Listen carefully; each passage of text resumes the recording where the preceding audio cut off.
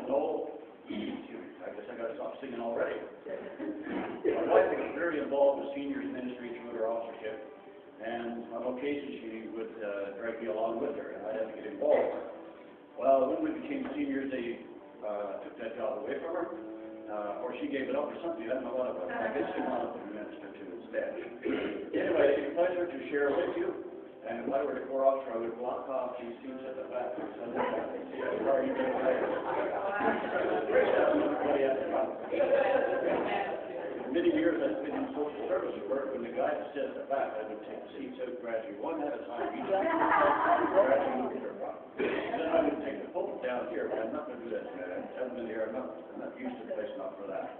Anyway, we just came to the Easter season, and we celebrated again for another year we celebrated the death and resurrection of Jesus Christ. And right on the eve of that, I want to talk to you tonight about the Emmaus Road.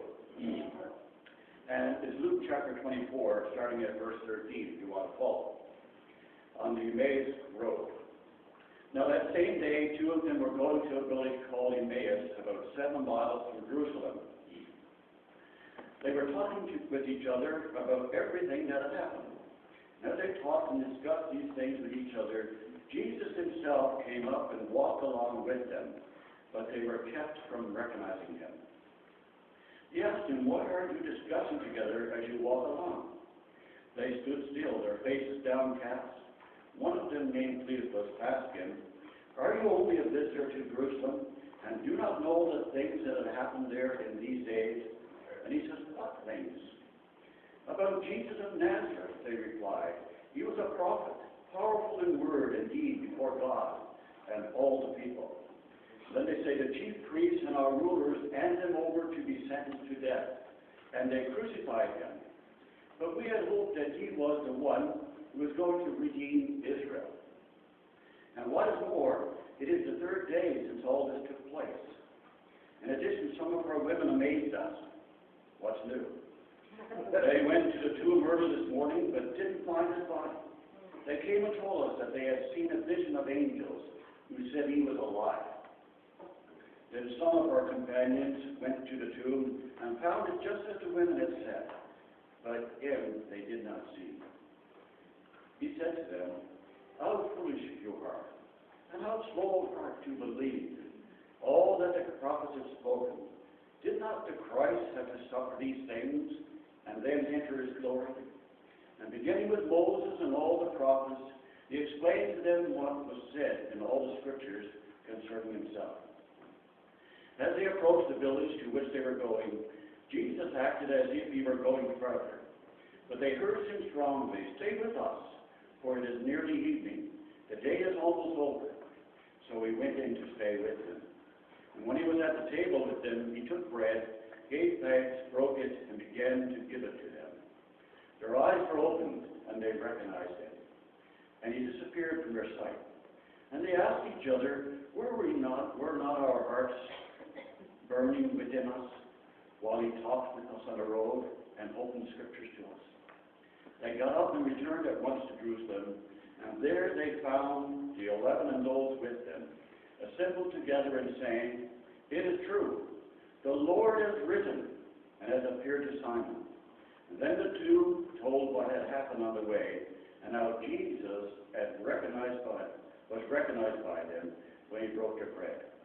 And while they were still talking about this, Jesus himself stood among them and said to them, "Peace be with you." They were startled and frightened, thinking they saw a ghost. And he said to them, "Why are you troubled? And why do doubts rise in your minds?"